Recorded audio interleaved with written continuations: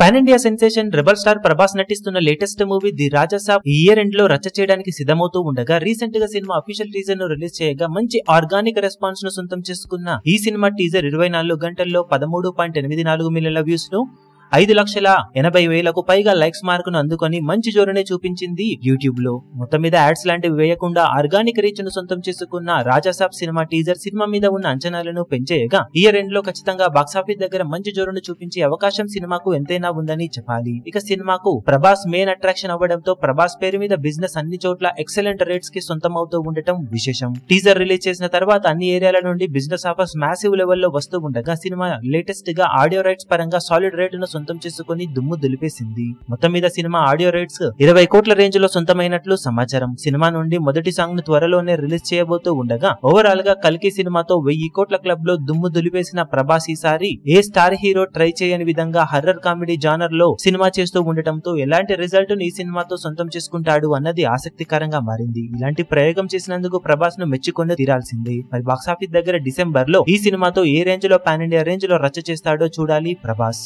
ఈ వీడియో మీకు నచ్చినట్లయితే లైక్ చేయండి, షేర్ చేయండి, ఛానల్ ను సబ్స్క్రైబ్ చేయడం మాత్రం మరవకండి. ఏ చిన్న అప్డేట్ ను మిస్ అవ్వకూడదు అనుకుంటే బెల్ ఐకాన్ ను ప్రెస్ చేయండి.